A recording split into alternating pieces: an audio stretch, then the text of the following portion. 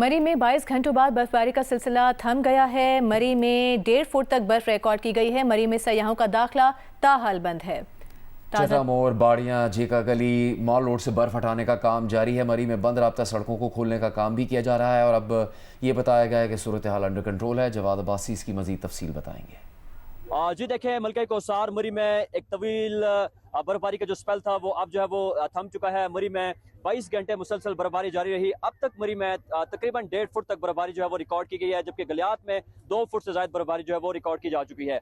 बर्फबारी के बाद मलका कोसार का जो मलकुती हुस्न है वो अपने इंतहाई जोबन के ऊपर है।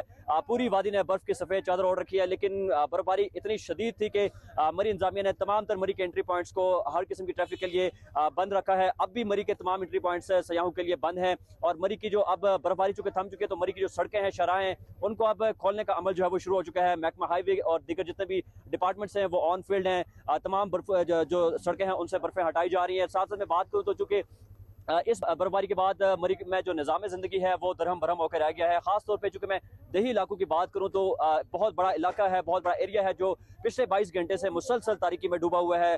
बिजली का जो एक बड़ा ब्रेकडाउन है, साथ साथ वहाँ की जो सड़कें हैं, वहाँ के जो रास्ते हैं वो अब तक नहीं खुल सके और लोगों को शदीद मुश्किलात का सामना है।